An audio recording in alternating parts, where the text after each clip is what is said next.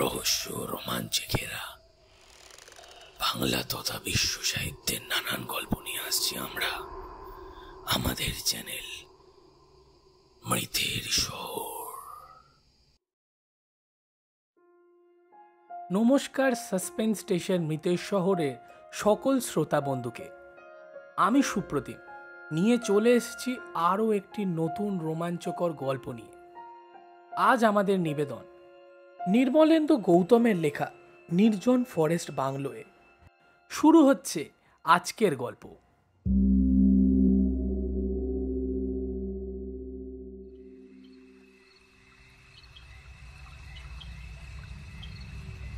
দুধারের ঘন বনের জমাট অন্ধকারের ভেতর থেকে হাওয়ার একটা অদ্ভুত শব্দ গাড়ির শব্দকে ছাপিয়ে বুঝি জেগে উঠছে। তীক্ষ্ণ একটা শীষ দিয়ে শব্দটাকে কেউ বুঝি আরো তীব্র করে তুলেছে। গাড়িটাকে একবার থামিয়ে স্টার্ট বন্ধ করে কোথা থেকে সেই শব্দটা আসছে সেটা ভালো করে অনুভব করার চেষ্টা করছিল সজল, কিন্তু শব্দের উৎসটা ও ধরতে পারছে না। সেই শব্দ এখন সারা শরীরে আশ্চর্য একটা স্রোত হয়ে ছড়িয়ে পড়ছে।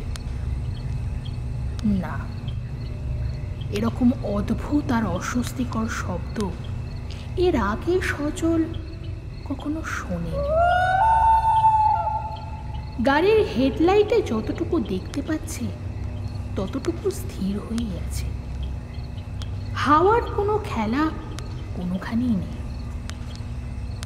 কি জানি, হয়তো বনের ভেতর রাতে এরকম অস্বস্তিকর শব্দই জেগে ওঠে। বলতে গেলে জীবনে এই প্রথম রাত্রিবেলায় এইভাবে এরকম গভীর একটা বনের ভেতর দিয়ে সজল গাড়ি চালাচ্ছে।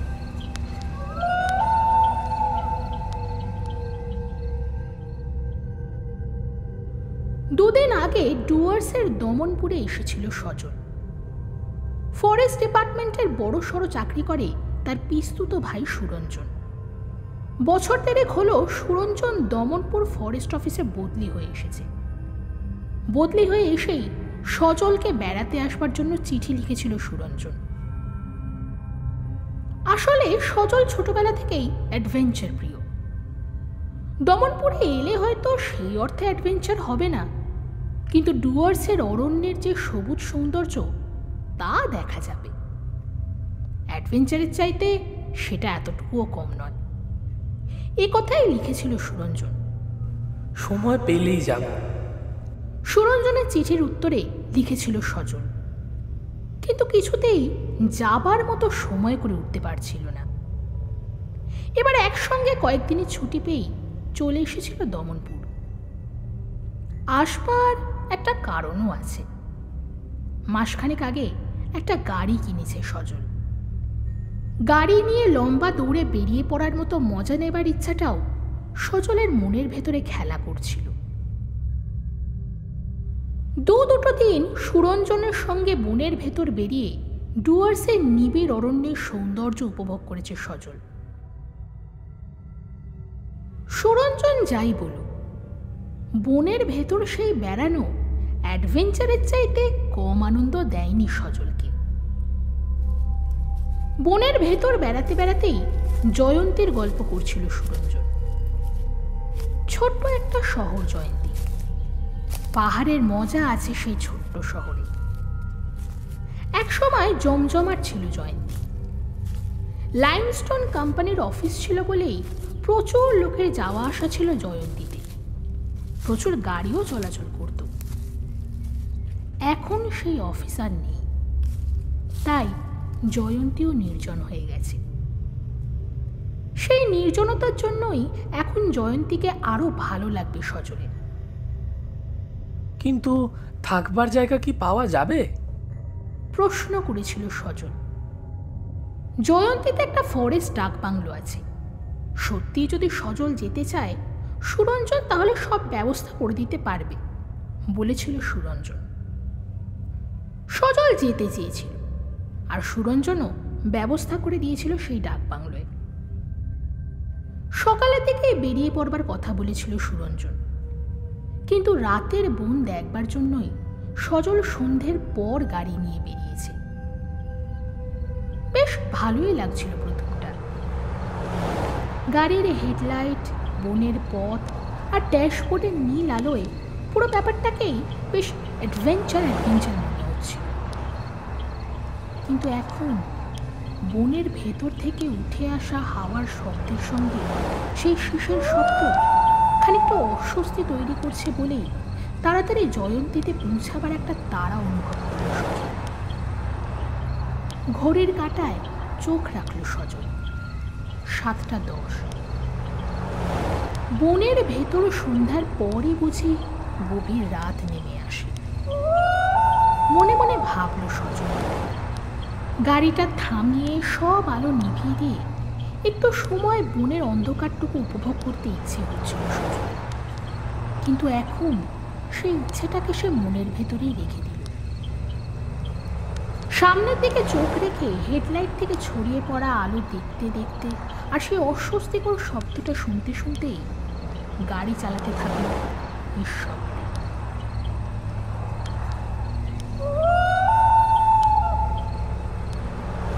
সুরঞ্জন যেভাবে জয়ন্তীর ফরেস্ট ডাক বাংলোয় যাবার পথটা বলে দিয়েছিল, ঠিক সেভাবে ফরেস্ট ডাক বাংলোয় পৌঁছাতে খুব একটা অসুবিধা হলো না সজলের।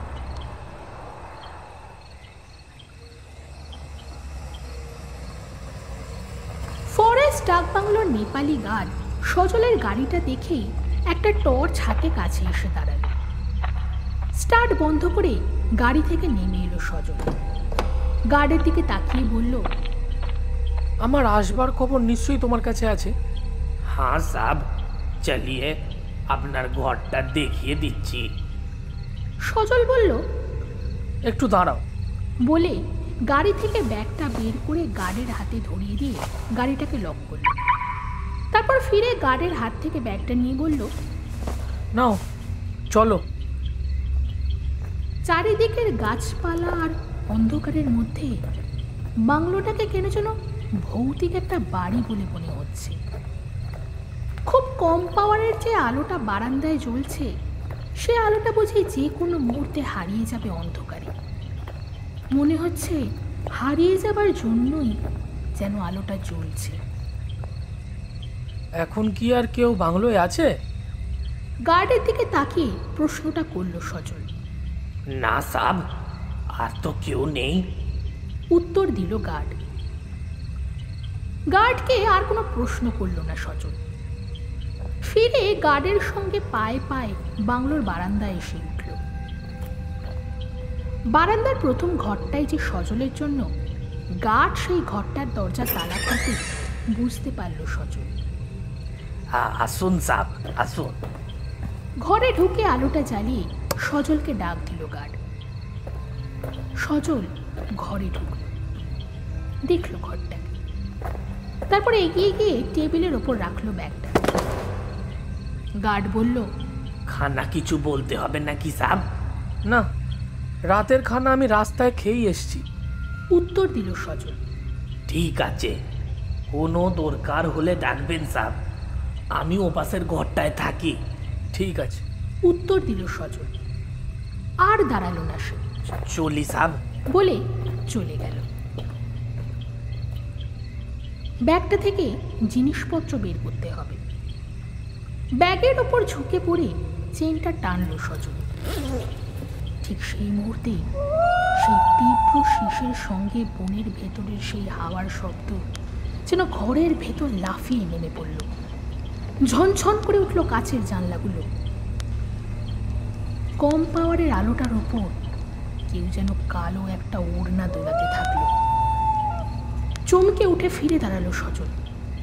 চোখ রাখলো দরজায়। দেখলো একটা কালো ছায়া দরজায় স্থির হয়ে আছে।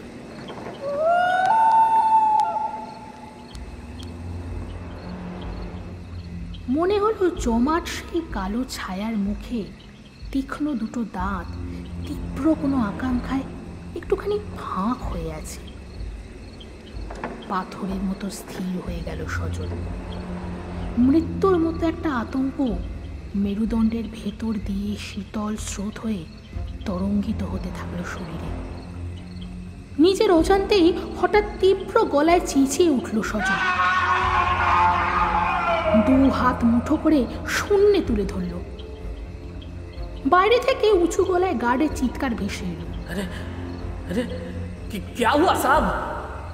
সঙ্গে সঙ্গে সেই জমাট কালো ছায়া দুটো ডানা তৈরি করল। দুলে উঠল সেই ডানাগুলো। তীব্র সেই শিশের শব্দ তীব্র হলো আরো। সেই হাওয়ার শব্দ ঝড়ের ভয়ঙ্কর গর্জন হয়ে চুরমার করে দিতে থাকলো সবকিছু। সজল কিন্তু সেই চোখ বন্ধ করেই দাঁড়িয়ে বড় বড় শ্বাস নিতে নিতে একটু একটু করে ঝুঁকে পড়তে থাকলো। ফের গার্ডের সেই চিৎকার ভেসে এলো। ঝুঁকে পড়া সজল বুঝি উত্তর দেবার ক্ষমতাটুকুও হারিয়ে ফেলেছে।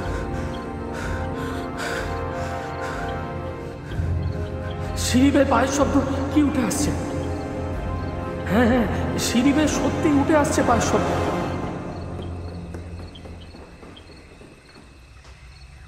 সেই পায়ের শব্দের সঙ্গে সঙ্গে সজলের মধ্যে একটু একটু করে বুঝি চেতনা ফিরে আসছে। দরজার কাছে এসে সেই শব্দটা থামল। সজল সোজা হয়ে দাঁড়াল। খানিকটা আচ্ছন্নভাবেই চোখ রাখলো দরজায়। দেখল গার্ড এসে দাঁড়িয়েছে। সজলের দিকে স্থির চোখে তাকিয়ে থাকলো গার্ড। তারপর দরজা পেরিয়ে পায়ে পায়ে ভেতরে এসে দাঁড়ালো ঠিক সজলের সামনে। খানিকটা উদ্বিগ্ন গলায় বলল, আপনার কি তবিয়ত ঠিক লাগছে না সাব? না, আমার শরীর ঠিক আছে। কোনো মতে উত্তর দিল সজল।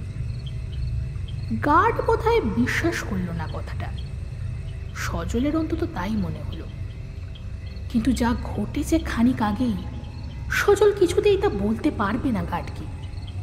গার্ড হয়তো ভাববে কোনো কারণে ভয় পেয়েছে সজল। এই বাংলোয় সেরকম কোনো ভয়ের ব্যাপার থাকলে গার্ড নিশ্চয়ই এই নির্জন ডাক বাংলোয় একা থাকতে পারত না। শরীর যে ভালো আছে সেই কথাটা বোঝাবার জন্য সজল ফের কিছু একটা বলবার চেষ্টা করল।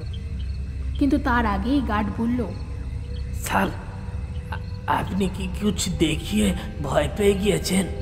কেন? আমার আগে কি কেউ এখানে এসে কিছু দেখে ভয় পেয়েছে? খানিকটা চমকে উঠে প্রশ্নটা করল সজল। গার্ড হাসল, বলল, না স্যার, এখানে এসে কেউ কখনো ভয় পাবার মতন কিচ্ছু দেখেনি।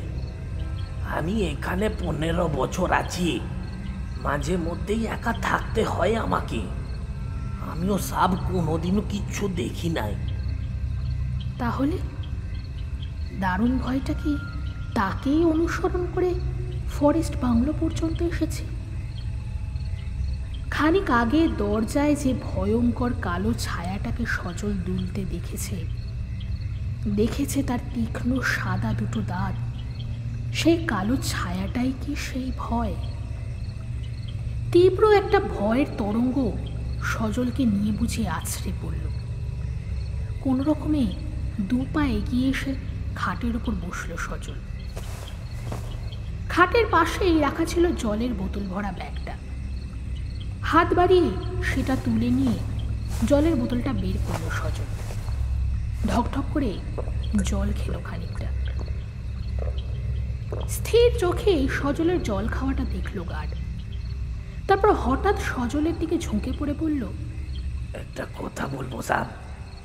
সজল জলের বোতলটা ব্যাগে ভরে রাখতে রাখতে বলল, বলো। আমি যতক্ষণ আছে ততক্ষণ আপনার ভয় পাওয়ার কিছু নেই স্যার। গার্ড বলল। সজল বুঝল ও যে ভয় পেয়েছে গার্ড সেটা ঠিকই বুঝতে পেরেছে। এবারে হঠাৎই গার্ড টান টান হয়ে দাঁড়ালো, হাত বাড়ালো সজলের দিকে, বলল, वो पानी का बोतल मुझे दीजिए স্যার, আমি জল ভরে এনে দিচ্ছে। সত্যি এই বোতলটাতে জল ভরে আনা দরকার। যতটা জল আছে সারাটা রাত তাতে চলবে না। ব্যাগ থেকে জলের বোতলটা বের করে গার্ডের হাতে ধরিয়ে দিল সজল। বোতলটা হাতে নিয়ে তীক্ষ্ণ চোখে সজলকে আর একবার দেখে গার্ড ঘর থেকে বেরিয়ে গেল।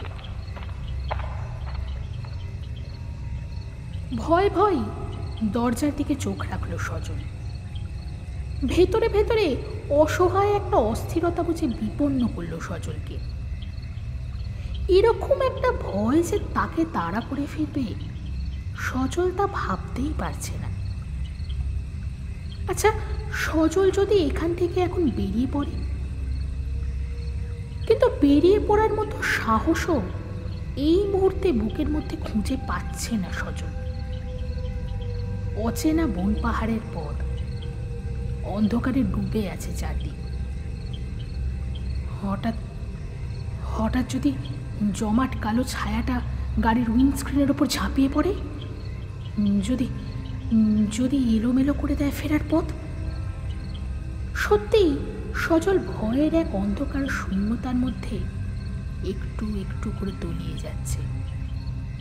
জলের বোতল নিয়ে তাড়াতাড়ি ফিরে এলো গার্ড। বোতলটা বেডসাইড টেবিলের ওপর রেখে সজলের দিকে তাকিয়ে গার্ড বলল, একটা কথা বলবো সাহেব। কি জানি কি বলবে গার্ড। মনে মনে ভাবল সজল। বলল, বলো। বাংলোর ভিতর কিছু একটা হয়েছে সাহেব, সেই জন্যই ভয় পেয়েছেন আপনি, কিন্তু সেটা আমাকে বলছেন না। কথাটা বলতে গিয়ে গার্ডের মুখের রেখায় বুঝি কয়েকটা ভয়ের দাগ জেগে উঠতে দেখল সজল। চমকে উঠল, বলল, কি করে বুঝলে কিছু একটা হয়েছে বাংলোর ভেতরে? সেটা ঠিক আপনাকে আমি বোঝাতে পারবো না সাহেব। বলে একটু থামলো গার্ড।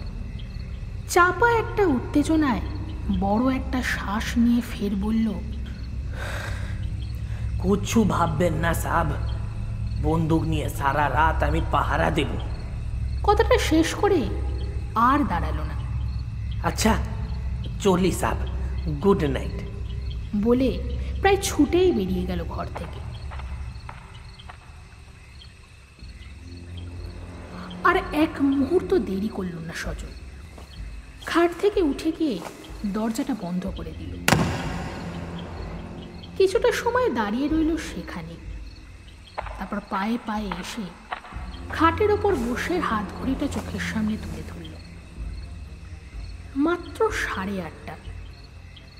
কিন্তু 8:30তেই যেন মধ্যরাতের নৈশব্দ জমাট হয়ে হিম শীতল একটা নির্জনতা তৈরি করেছে। সেই নির্জনতাই আচ্ছন্ন করে দিচ্ছে সজলের সমস্ত অস্তিত্বকে। বেডসাইড টেবিল থেকে জলের বোতলটা নিয়ে ফের খানিকটা জল খেল সজল। গার্ড তার ভয় পাবার কারণটা স্পষ্ট করে সজলকে বোঝাতে পারেনি। তাহলে কি সজল যা দেখেছে গার্ডও তাই দেখেছে? সেই জন্যই কি ঠিক বোঝাতে পারেনি? সজলের সারা শরীরে বিদ্যুতের মতো একটা ভয় খেলা করে গেল। মস্ত বড় কাচের জানলার দিকে চোখ ফেরালো সজল। অন্ধকারে ডুবে থাকা গাছপালাগুলো বুঝি অশরীরের একটা ভয়ঙ্কর ভয়ের অস্তিত্ব হয়ে দাঁড়িয়ে রয়েছে। চোখ বুঝল সজল। তারপর জুতো শুদ্ধ পায়ে চিত হয়ে শুয়ে অন্য কিছু ভাবতে চেষ্টা করল।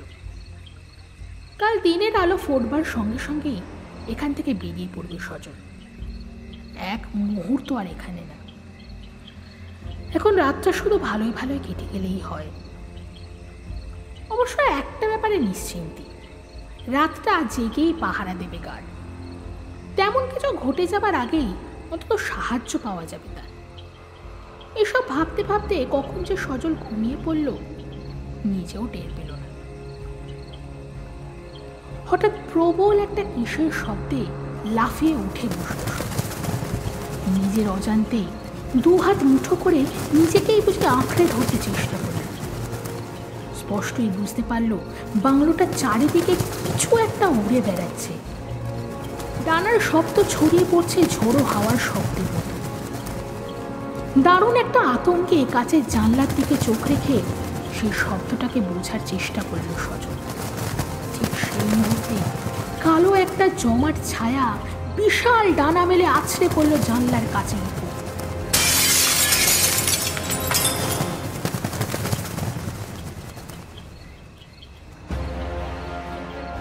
আর সেই ভাঙা কাছের ভেতর দিয়ে বেরিয়ে এলো তীক্ষ্ণ সাদা দুটো দাঁত। কি তীব্র, কি দারুণ ভয়ঙ্কর সেই দুটো দাঁত! সজলের সমস্ত শরীর শব্দহীন, বোধহীন গভীর এক শূন্যতার ভেতর ডুবে যেতে থাকলো একটু একটু করে। সেই ভয়ঙ্কর দাঁত দুটো ক্রমশই বুঝে এগিয়ে আসছে সজলের দিকে। দারুণ তৃষ্ণায় যেন অধীর হয়ে উঠেছে দাঁত দুটো। চিৎকার করে সজল গার্ডকে ডাকতে চাইল, কিন্তু গলা দিয়ে কোনো শব্দ বেরোল না। লাফ দিয়ে নামতে চাইল খাট থেকে, কিন্তু নামতে পারল না কিছুতেই। হঠাৎ একটা গুলির শব্দ রাতের অন্তহীন নৈঃশব্দকে খান খান করে দিল মুহূর্তে। নিজের অজান্তেই লাফিয়ে উঠল সজল। জানলার দিকে তাকিয়ে দেখল কাঁচের ওপরের সেই জমাট অন্ধকার তার ডানা দুটো ঝাপটে শূন্যে উঠল মুহূর্তের জন্য। তীব্র সেই শীষের শব্দ তীব্রতর হলো। ফের ঝোড়ো হাওয়ার শব্দ ভয়ঙ্কর ভাবে বাংলোর ওপর ঝাঁপিয়ে।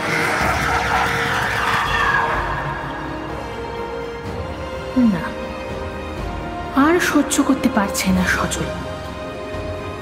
নিজের অজান্তেই দু চোখ বুঝল, নিশ্চয়ই সে কালো অন্ধকারকে ওপর থেকে নেমে আসতে দেখেছে। তার দেখেছে জানলার উপর ঝাঁপিয়ে পড়তে। গলিও ছুঁড়েছে জানলার উপর ঝাঁপিয়ে পড়বার পরই। সেই গুলির শব্দই শুনতে পেয়েছে সজল। কি জানি কি হবে শেষ পর্যন্ত। অদ্ভুত একটা শব্দ বেরিয়ে এলো সজলের বুকের ভেতর থেকে। কত রাত এখন? চোখ খুলল সজল। অসম্ভব ভয়ে ভয়ে জানলার দিকে চোখ ফেরাল। না, জানলায় সেই জমাট অন্ধকারটা আর নেই।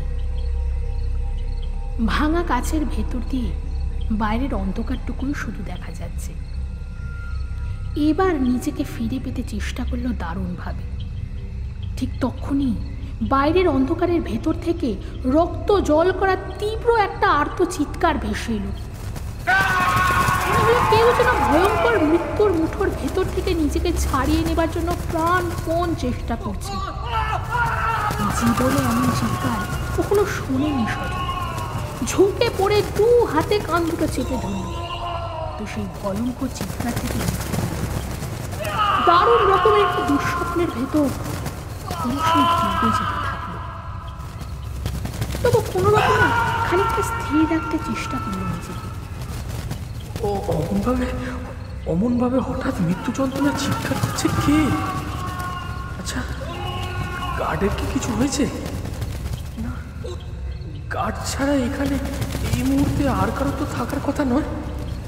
এরকম চিৎকার সে ছাড়া আর কে করবে?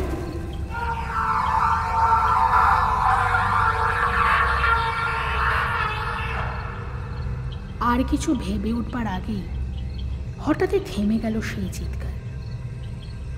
সেই শীষের শব্দ যেন জান্তব উল্লাসে অদ্ভুত এক ছন্দে দোল খেতে লাগল। কিছুক্ষণ দোল খেতে খেতে থেমে গেল শীষের শব্দ।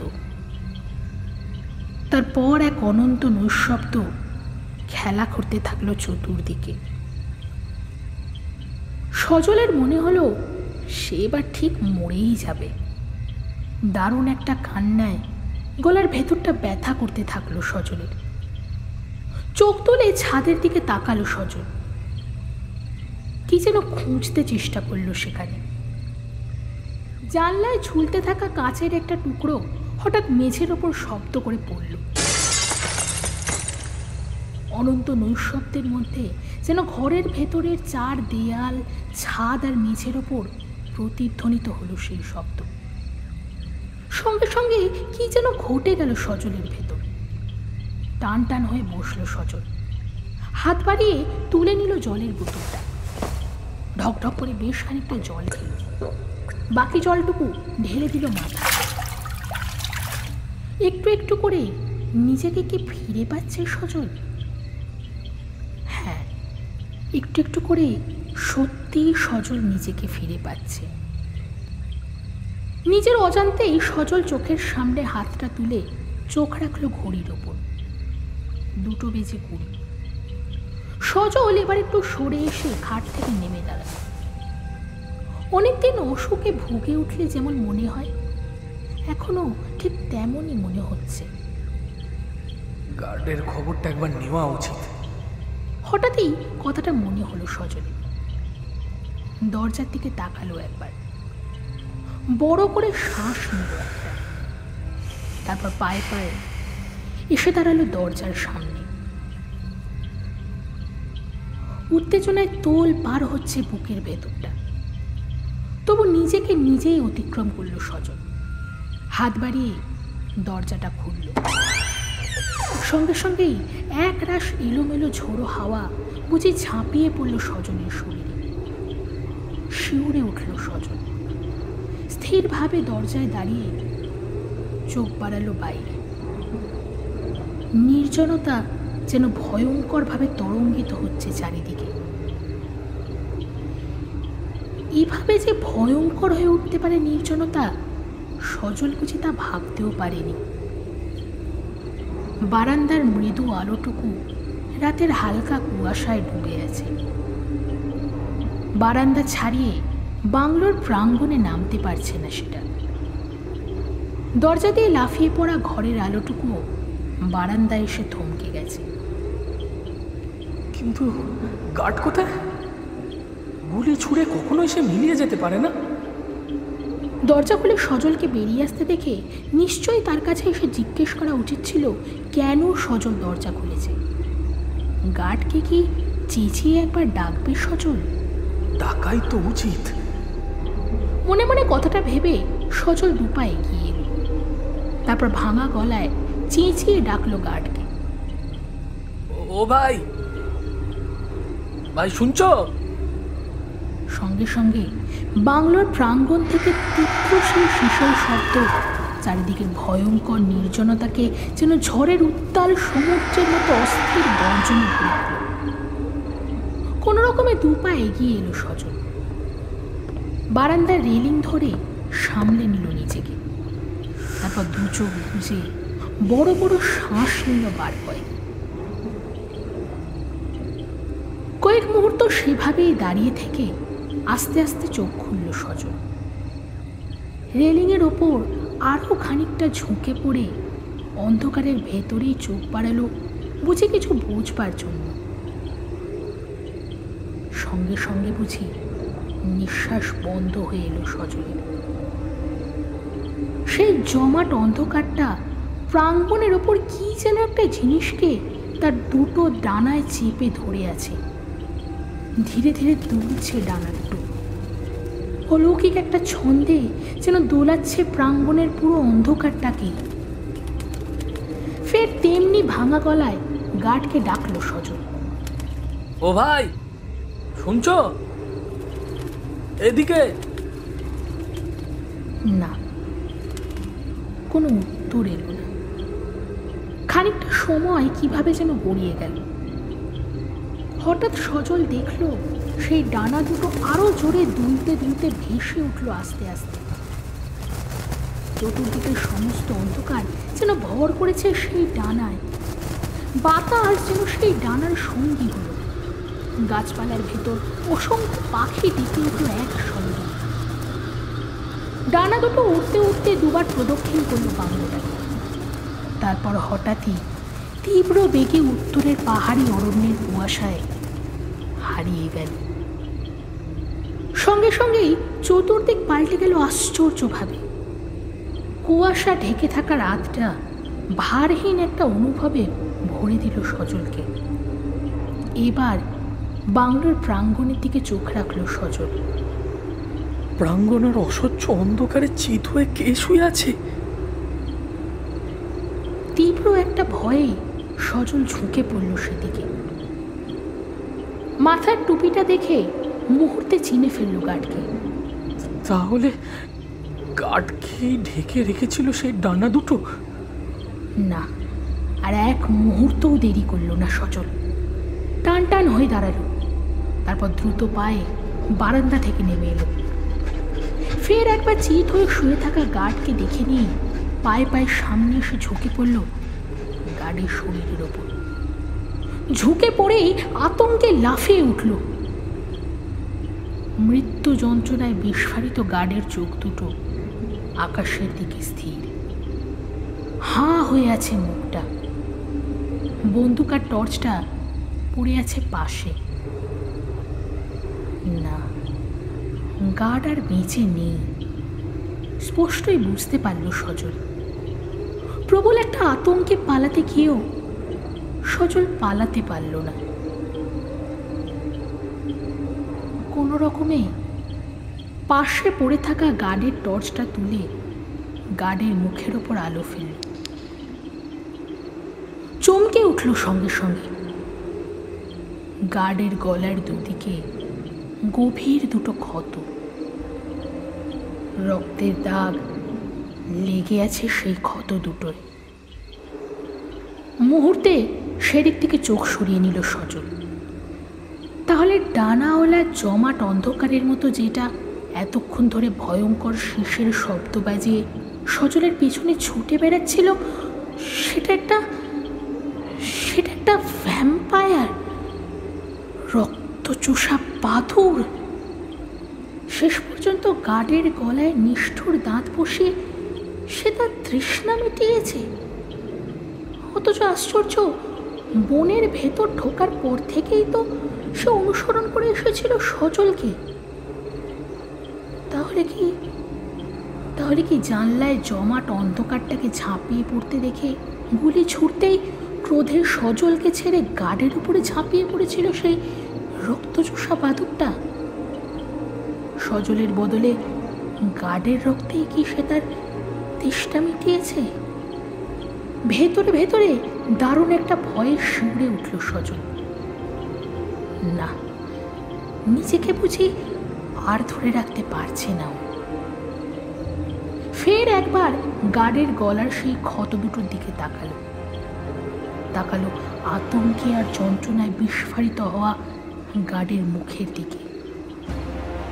কখন যে অবশ হয়ে যাওয়া হাত থেকে জ্বলন্ত টর্চটা খসে পড়ল, সজল তার টেরও পেল না। অন্ধকারে ডুবে থাকা নির্জন ফরেস্ট বাংলোর প্রাঙ্গণে আকাশের দিকে তাকিয়ে নিঃশব্দে একটা রৌদ্রময় সকালের জন্য অসহায়ভাবে অপেক্ষা করতে থাকল সজল।